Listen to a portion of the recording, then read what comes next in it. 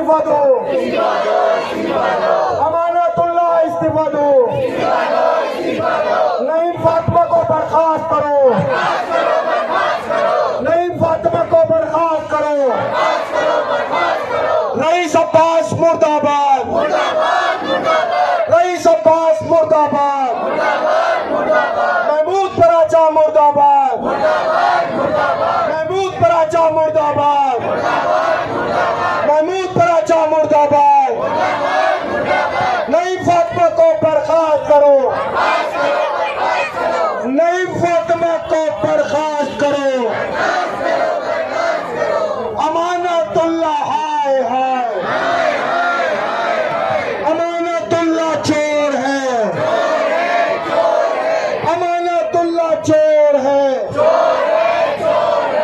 मैं बोलूं गासिब इमाम, आप बोलोगे अमानतुल्लाह, गासिब इमाम, गासिब इमाम, गासिब माले इमाम, नईम फातिमा मुर्दाबाद, नईम फातिमा मुर्दाबाद, करोड़ों रुपए का गासिब अमानतुल्लाह मुर्दाबाद, मुर्दाबाद मुर्दाबाद, करोड़ों रुपए का गासिब माले इमाम अमानतुल्लाह मुर्दाबाद मुर्दाबाद, महमूद पराचा मुर्दाबाद, मुर्दाबाद मुर्दाबाद, रईस अब्बास मुर्दाबाद, मुर्दाबाद मुर्दाबाद, अमानतुल्लाह चोर है, अमानतुल्लाह इस्तीफा दो, अमानतुल्लाह इस्तीफा दो, नईम फातिमा को बर्खास्त करो, नईम फातिमा को बर्खास्त करो।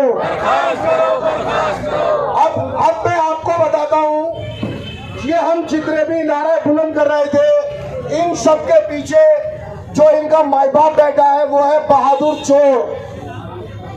मैं कहूँगा बहादुर, आप कहोगे चोर, मैं कहूँगा बहादुर, आप कहोगे करबला छोड़ो। बहादुर बहादुर बहादुर बहादुर करबला छोड़ो, बहादुर शाहे मर्दा छोड़ दो। मैं आज यहाँ से ऐलान, अमानतुल्लाह चोर है, चोर है, चोर है, अमानतुल्लाह चोर है, अमानतुल्लाह को बर्खास्त करो, अमानतुल्लाह इस्तीफा दो, नईम फातिमा को बर्खास्त करो, नईम फातिमा को बर्खास्त करो, अमानतुल्लाह हाय हाय, अमानतुल्लाह हाय हाय, अमानतुल्लाह वक्फ चोर प्राइवेट लिमिटेड एक कंपनी बनाते हैं। आप लोगों के तवस्सुल से ये बात मैं वजीर आला तक पहुंचा रहा हूं। जिस आदमी को आपने वक्फ बोर्ड का चेयरमैन बनाया, जिस बोर्ड ने मैनेजिंग कमेटी बनाई, उसी आदमी ने अंजुमन दरगाह शाह मर्दा के साथ मिलकर 200 करोड़ रुपए का गबन किया। अमानतुल्लाह की एक प्राइवेट कंपनी है जिसका नाम वक्फ चोर प्राइवेट लिमिटेड। आप लोग ये पढ़ ले बहुत अच्छी तरह। पराचा मुर्दाबाद, महमूद पराचा मुर्दाबाद, महमूद पराचा, महमूद पराचा,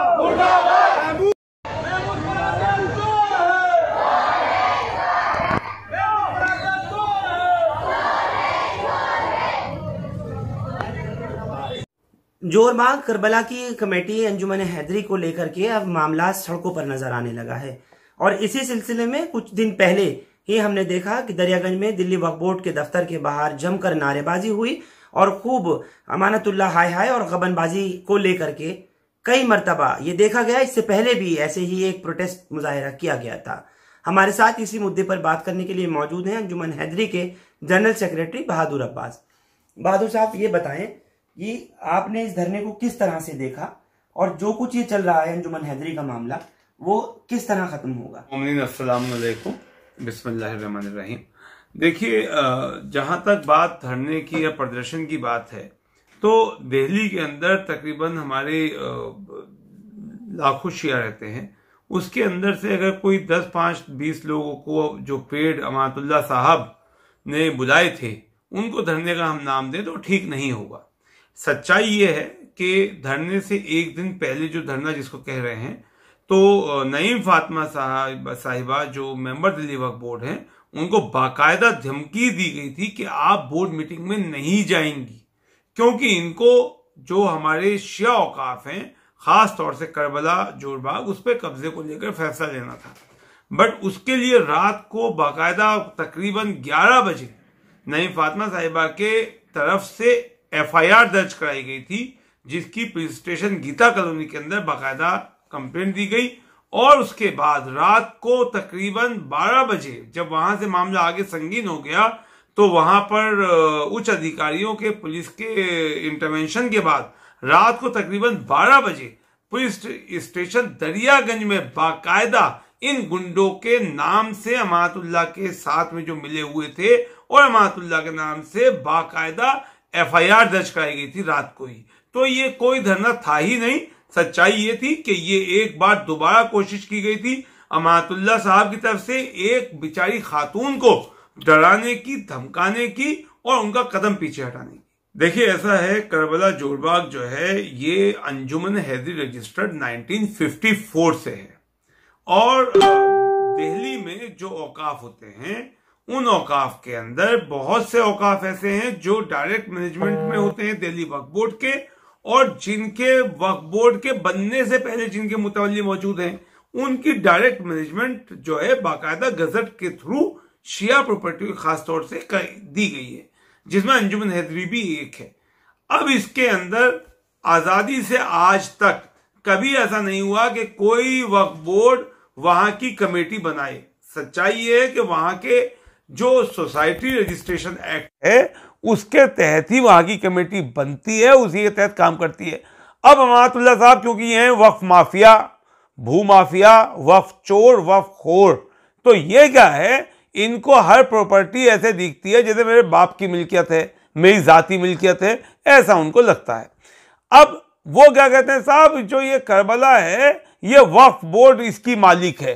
तो ये समझ ले सब लोग, क्योंकि ये हमारे शिया सुन्नी तमाम औकाफ में इन्होंने लूट मचा रखी है, यही गुंडागर्दी करके और यही बिल्कुल सफेद झूठ बोल के। तमाम वक्फ औकाफ का मालिक सिर्फ और सिर्फ अल्लाह ताला होता है। वक्फ बोर्ड पूरी दुनिया में कहीं पर भी वक्फ जायदाद का मालिक नहीं होता। आप दिल्ली के तमाम, कल हमारे मुसलमान भाई सब लोग कल गजट चेक करें, और अंजुमन हैदरी डायरेक्ट गजटेड मुतवल्ली है।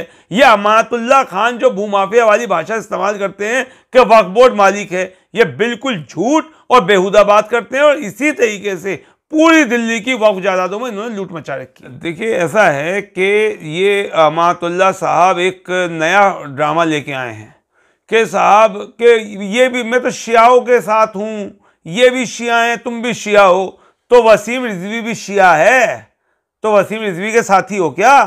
तुम ऐसे ही शियाओं के साथी हो जो वसीम रिजवी जो कुरान का मुर्तद है, जिस शिया को मुर्तद करार दे दिया, ऐसे शियाओं के साथी हो तुम। क्या शियाओं में वसीम रिजवी नहीं है? देखिए, मैं बिल्कुल साफ कहूंगा, कोई दूसरी कमेटी कहीं नहीं है। ये अमानतुल्लाह खान ने, अमानतुल्लाह खान जब 2016 में पहली बार चेयरमैन बने, उस टाइम पर दरगाह शाह मर्दा की करबला की 50,000 करोड़ की जमीन का केस चल रहा था।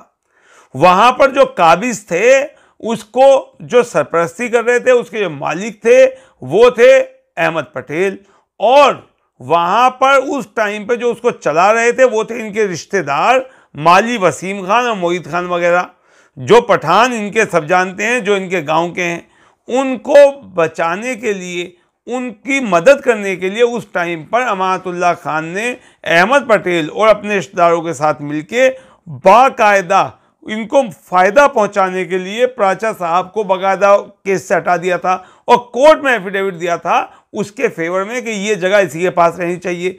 फिर 2019 में, बहुत अहम बात मैं बताना चाहूँगा, 2019 में कोर्ट में अमानतुल्लाह खान साहब का एफिडेविट सुन लीजिए, जब हम लोग ये कह रहे थे कि 58 करोड़ 71 लाख रुपए सर्कल रेट के हिसाब से वक्फ एक्ट के हिसाब से किराया बनता है, तो अमानतुल्लाह खान साहब ने कोर्ट में एफिडेविट ये दिया कि नहीं, इस जगह का किराया कुल 27,000 रुपये महीना होना चाहिए। 2.5 एकड़ जगह जोड़ बाग के अंदर इनका एफिडेविट था ताकि अंजुमन हैदरी केस हार जाए। तो जो शख्स 2016 में इस केस में उसको फायदा पहुंचा था एंक्रोचर को, 2019 में फायदा पहुंचा था एंक्रोचर को, तो वो 19 में जब वो केस हार गए तो हारने के फौरन बाद हम लोगों ने उस टाइम पर पहला ऐसा केस है, कहीं आपने सुना कोई ऐसा केस कि जमीन भी खाली करनी पड़ी हो और कोर्ट ने कहा कि 7 करोड़ रुपया, तकरीबन 7 करोड़ रुपया अंजुमन हैदरी को देना होगा काबिज को, जिसके खिलाफ वो हाईकोर्ट अपील में गए। हमने बेहतरीन वकील खड़े किए, महमूद प्राचा साहब को खड़ा किया और उसमें ये फैसला हुआ कि उन्होंने जो अपील की थी कि 7 करोड़ के स्टे दे दिया जाए पेमेंट पे, वो उनका स्टे की एप्लीकेशन डिसमिस हुई और अंजुमन हैदरी का 1300 करोड़ रुपए का दावा जो था कि 1300 करोड़ रुपया हमको लेना है, वो हाई कोर्ट ने एक्सेप्ट किया। और अब जब 1300 करोड़ रुपए मिलने का टाइम आ रहा है, उस पर आर्गुमेंट का टाइम आ रहा है, तो अमानतुल्लाह खान ने, जब हमने ये एप्लीकेशन मूव की थी कोर्ट के अंदर 2019 में, जैसे ही कोर्ट में एप्लीकेशन एक्सेप्ट हुई थी उस टाइम कमेटी हटाई गई थी, उस टाइम ये फ्रॉड कमेटी बनाई गई थी और इलीगल तरीके से अमानतुल्लाह खान ने अपने साइन से बना दी थी। जबकि उसी time CEO Delhi Waqf board ने बाकायदा ऑफिस ऑर्डर निकाला था कि अंजुमन हैदरी का इलेक्शन भी ड्यू प्रोसेस से हुआ है और ये कमेटी सब फ्रॉड है। नईम फातिमा काज़मी ने 2019 में अमानतुल्लाह खान के 100 करोड़ का करप्शन पकड़ा। कितने का? 100 करोड़ रुपए का करप्शन पकड़ा। और 100 करोड़ के करप्शन के ऊपर जब सीईओ वक्फ बोर्ड ने इंक्वायरी करी तो ये आपको मैं दिखाना चाहूंगा, ये बहुत अहम चीज दिखा रहा हूं जो आपने देखी ही नहीं होगी, जो आपने आज तक देखी ही नहीं होगी। वक्फ बोर्ड में 100 करोड़ रुपए का घोटाला, ये आप देख लीजिए। ये 100 करोड़ के घोटाले को नईम फातिमा काज़मी ने पकड़वाया था और इस नईम फातिमा काज़मी जिनके खिलाफ ये शर फैला के और ये फर्जी नारे लगवा के उनको बेइज्जत करना चाहती हैं, तो उसके अंदर मैं बता दूं वक्फ बोर्ड में 100 करोड़ के जमीन घोटाले का आरोप ये आप देख सकते हैं। और इसके बाद सीईओ, अब ये नेक्स्ट लेटर दिखा रहा हूं मैं, ये मेमोरेंडम देख लीजिए आप, 21 फरवरी 2019, डेट देख लीजिए, 21 फरवरी 2019 को सीईओ वक्फ बोर्ड ने कहा लिखा है, ये आप देख लीजिए साहब, 100 करोड़ ये रहा, worth more than at least 100 crore rupees have been handed over to unauthorised person without due process. तो आप ये बताइए, सीईओ ने आदेश जारी किया कि 100 करोड़ रुपीस की प्रॉपर्टीज इलीगली आगे दे दी गई, तो मैडम ने जैसे ही इनका चोरी पकड़ी तो इन्होंने मैडम के घर पे अपने गुंडों से हमला करवाया। दिल्ली के अंदर चांदनी चौक, आपके पुरानी दिल्ली के अंदर, मेहरौली के अंदर तमाम ये प्रॉपर्टी थी जिनकी लूट मचाई गई थी, उनके दस्तावेजात दिए गए थे। उसके बाद नईम फातिमा काज़मी ने के घर पे हमला हुआ इनको डराने के लिए। बिचारी के घर के अंदर बंदूकों की नोक के ऊपर जो सबूतों की फाइलें थी वो लूट ली गई। उसके बाद गीता कॉलोनी में एफआईआर दर्ज हुई थी। और आज एक बहुत बड़ी खुशखबरी मैं अपने लोगों को बताना चाहता हूं, आज बहुत बड़ी कामयाबी मिली है हमको, जिस कामयाबी को मैं आपको बता रहा हूं। अमानतुल्लाह खान के खिलाफ बंदूक की नोक पे दिल्ली वक्फ बोर्ड में हुए करप्शन के दस्तावेज लूटने की दफा 397 आईपीसी की धारा 397 के तहत अमानतुल्लाह खान पे एफआईआर दर्ज गीता कॉलोनी में हुई है। और इंक्वायरी के बाद ये 397 की धारा अमानतुल्लाह खान की ये ऐड हुई है उस एफआईआर में। FIR number 104 PS Geeta Colony, दफा 308, 323, 341, 397, 427, 452, 506, 34, 120 बी। तो जिस केस के अंदर अमानतुल्लाह खान वक्फ बोर्ड की बात कर रहे हैं, अपनी ही मेंबर साहिबा के घर पे बंदूक की नोक पे ये हमला करवा के लूट मचाने के चक्कर में वहां से दस्तावेज लूट लेते हैं और ये सोचते हैं कि हम जो है अपनी गुंडागर्दी के दम पे पूरी दिल्ली में कब्जे कर लेंगे। तो एक बात यहां कान खोल के सुन ले अमानतुल्लाह खान, कल केजरीवाल के घर पे जब जो दिल्ली के चीफ मिनिस्टर हैं केजरीवाल साहब 3 बजे उनके घर का घेराव करेंगे और हम देखेंगे, हम अब वो दस्तावेज सामने लाएंगे जो कोई सोच भी नहीं सकता। इनकी ऐसी ऐसी वीडियोस लेके आएंगे जो पैसे की लेन देन, इनके ऐसे ऐसे सबूत, ऐसे ऐसे घोटाले कि अमातुल्लाह खान ने पहले तो एफआईआर दर्ज हुई थी ना सीबीआई के अंदर 2016 में वक्फ की चोरी के लिए, उसमें तो ये जैसे भी करके आज तक उन्हें गुमराह कर रहे हैं, मगर अब नहीं गुमराह कर पाएंगे। नईम फातिमा साहिबा के घर पे डकैती जो इन्होंने डाली है 397 का जो इनके ऊपर मुकदमा दर्ज हुआ है, ना ये उससे बचेंगे। और परसों केजरीवाल साहब से हमारी बात हुई है, अहम दस्तावेजात तमाम उलमाए कराम जाएंगे और उलमाए कराम जाके वो दस्तावेज वहां देंगे और पूछेंगे कि ये अमातुल्लाह खान ये कह रहा है कि मुझसे केजरीवाल साहब ने 500 करोड़ मांगे हैं यूपी इलेक्शन लड़ने के लिए, तो क्या यूपी इलेक्शन के लिए 500 करोड़ के लिए आप करबला पर कब्जा कराओगे? ये बेईमान चोर वक्फखोर अमातुल्लाह खान वक्फ बोर्ड में नहीं रहेगा, इसकी जगह जेल है। तभी हमारी मस्जिदें बचेंगी, तभी हमारी दरगाहें बचेंगी। निजामुद्दीन के अंदर 1 लाख करोड़ का तिकोना कब्रिस्तान इन्होंने कब्जा करवाया पूरी सांठगांठ से, सबूत है मेरे पास। मैंने इनको लाल मस्जिद के दस्तावेज दिए सारे कि देखिए लाल मस्जिद के अंदर इलीगल तरीके का कॉन्ट्रैक्ट हुआ है। इन्होंने कहा साहब मैं कोर्ट में कार्रवाई करूंगा। जब आप प्रोटेस्ट करने की ताकत रखते हैं, आप 1 लाख लोग कहते हैं कि मेरे ओखला के मेरे साथ हैं, आज तक 10,000 लोग लेके भी आप क्यों कहीं पर प्रोटेस्ट करने नहीं गए? आपके पास तो 1 लाख आदमी है, आप कहते हो हर जगह 1 लाख 1 लाख 1 लाख, आप आज तक क्यों अपने 10,000 लोग लेके जो गृह मंत्री के घर पे नहीं गए? आप आज 10,000 लोग लेके क्यों जनता मंदिर पे नहीं गए कि मेरी 1 लाख करोड़ की जगह जो है तिकोना कब्रिस्तान और ये लाल मस्जिद के पीछे छीन ली गई? ये सिर्फ 2 जगहें हैं। दिल्ली के अंदर 5 लाख करोड़ की प्रॉपर्टीज की लिस्ट हम जारी करने जा रहे हैं और ये 5 लाख करोड़ सर्कल रेट के हिसाब से होंगे, ये मार्केट रेट की बात नहीं हो रही है। तो ये वक्फखोर जब तक रहेगा तमाम हमारी जायदादें तबाह करके लुटवा दी जाएंगी।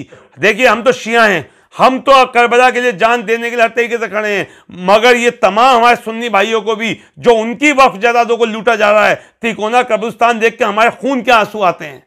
मगर हम आगे आते हैं तो कहा जाता है आप शिया हो, आप क्यों इसमें बोल रहे हो? आप शिया हो क्या मतलब सुन्नियों का वक्फ है?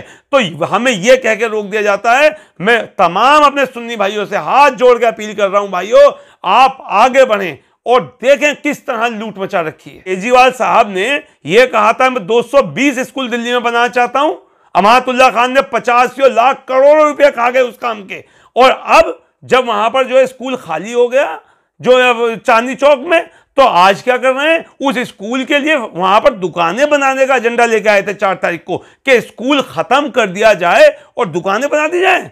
तो इस चोर से मैं ये पूछना चाहता हूं अमातुल्लाह खान से, ये बिल्कुल यजीदी सोच वाला है, और यजीदी सोच का मतलब ये बिल्कुल नहीं है शिया सुन्नी। यजीदी सोच वो है जो यजीदी राह पे चल रहा हो। वो 2/3 दुनिया का मालिक था यजीद जो था, मगर आज उसका नाम लेने वाला नहीं है। तो ये मैं बता रहा हूं अमातुल्लाह खान साहब को कि जो आप यजीदी रास्ते पे चल रहे हो, आप करबला की तरफ आंख उठा रहे हो, इस करबला की तरफ जिसने आंख उठाई वो तबाह बर्बाद हो गया है।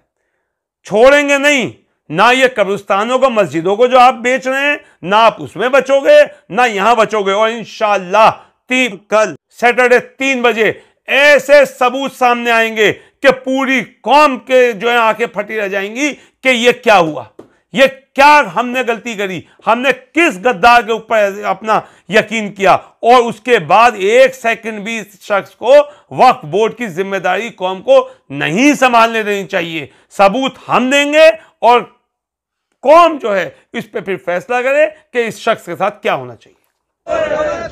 चोरी बंद करो, बंद करो, बंद करो, चोरी बंद करो, बंद करो, बंद करो। अमातुल्लाह खान चोर है, चोर है, चोर है, अमातुल्लाह खान चोर है।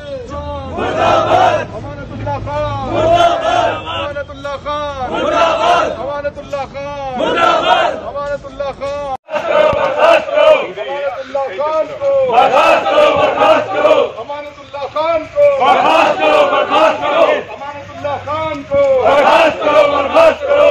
अमानतुल्लाह खान वक्त चोर, हाय हाय हाय हाय हाय। अमातुल्लाह खान को बर्खास्त करो, बर्खास्त करो।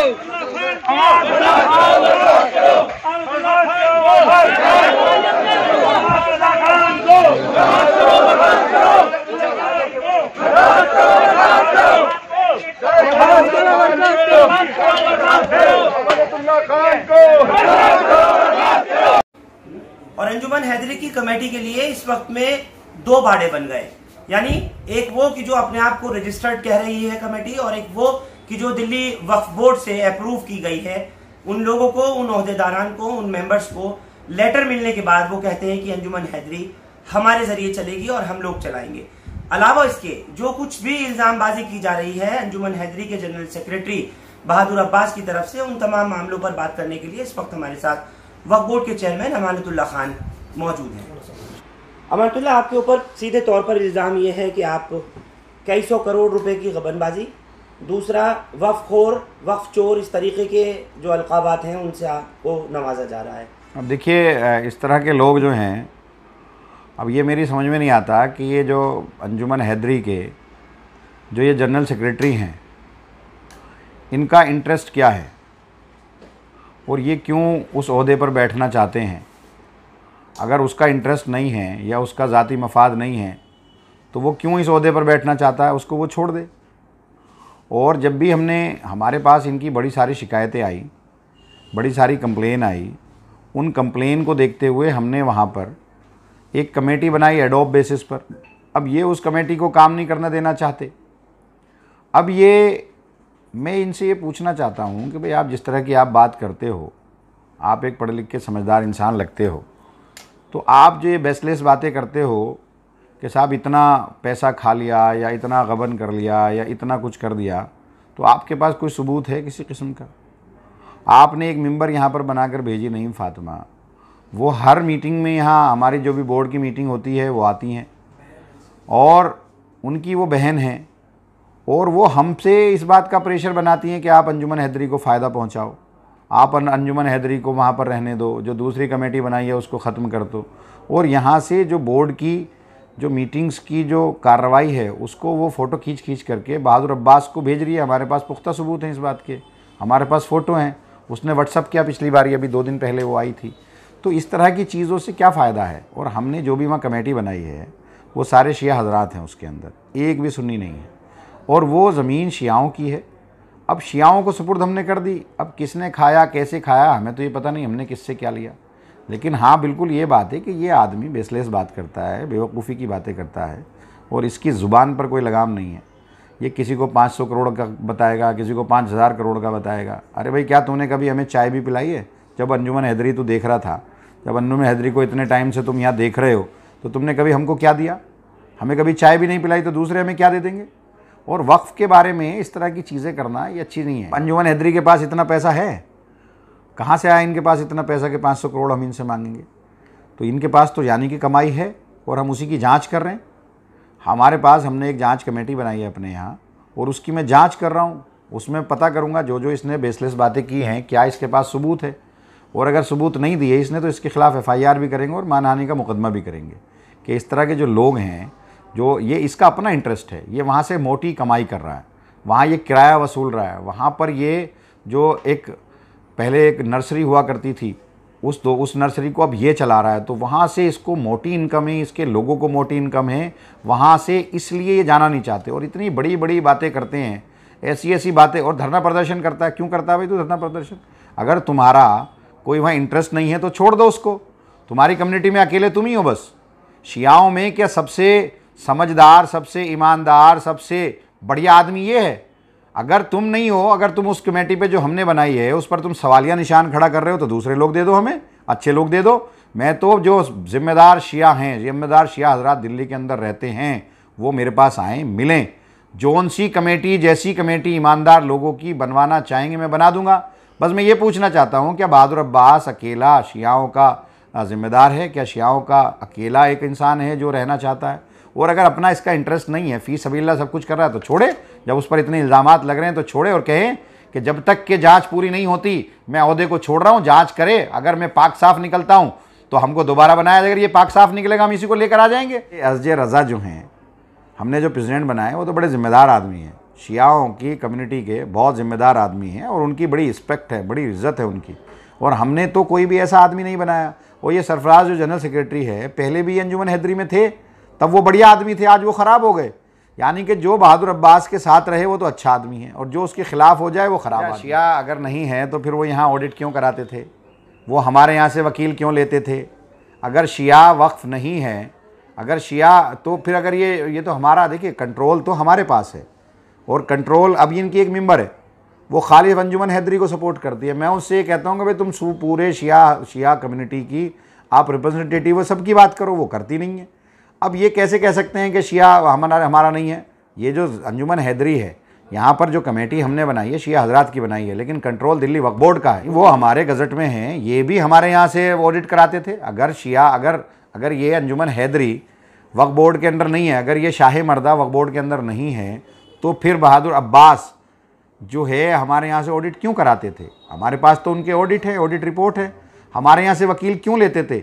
अगर इन्होंने महमूद पराचा को वकील अपॉइंट किया तो मेरी अप्रूवल से किया, तो दिल्ली वक्फ बोर्ड के अधीन आती है वो। और इस तरह के लोग, जितने भी बेईमान लोग हैं जो ज़मीन को कब्ज़ा करना चाहते हैं या ज़मीन से फ़ायदा उठाते हैं, आखिर में आके वो यही कहते हैं कि ये दिल्ली वक्फ बोर्ड की नहीं है, दिल्ली वक्फ बोर्ड का इससे कोई लेना देना नहीं। अब से पहले भी जितने लोग हुए, और जबकि सारा ये सब पूरी दुनिया जानती है और सब जानते हैं, तमाम दिल्ली के बाहर के शिया हज़रात जानते हैं कि दिल्ली वक्फ बोर्ड के कंट्रोल में है। जिस तरह की इन्होंने हरकतें की हैं वहाँ, जो हमारे पास कंप्लेन आई है, इन्होंने करोड़ों का गबन किया है, ऑडिट में गड़बड़ निकली है, तो हमारी तो जिम्मेदारी बनती है अगर किसी के खिलाफ कोई कंप्लेन आई है तो हम उसकी जांच करें, और जांच करने के बाद अगर ये पाक साफ निकलते हैं तो फिर इनको ले आएंगे। अभी तो हमने दूसरी कमेटी वहाँ बना दी है और दूसरी कमेटी के कंट्रोल में सारी चीज़ें हैं। अब ये वहाँ गल्ला नहीं दे रहे उनको, ये जो वो बना रखी है इन्होंने, वो नर्सरी की चाबी नहीं दे रहे हैं, तो वो दें।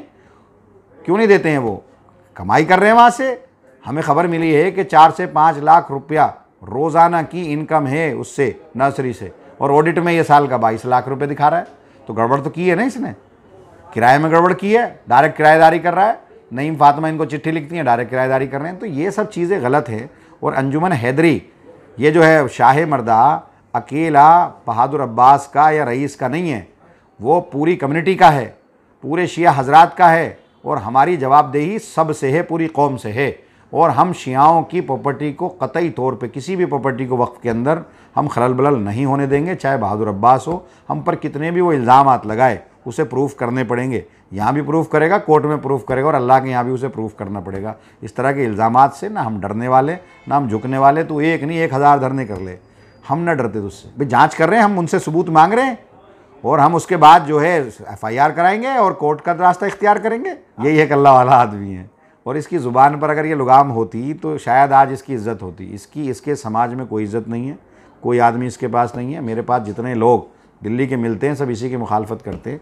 और हमने सारी चीज़ों को देखते हुए, हमने इस कंप्लेनों को देखते हुए, पूरी दिल्ली के माहौल को देखते हुए हमने इस आदमी को वहाँ से हटाया है, इस आदमी की कमेटी को वहाँ से हटाया है, क्योंकि ये ठीक नहीं है।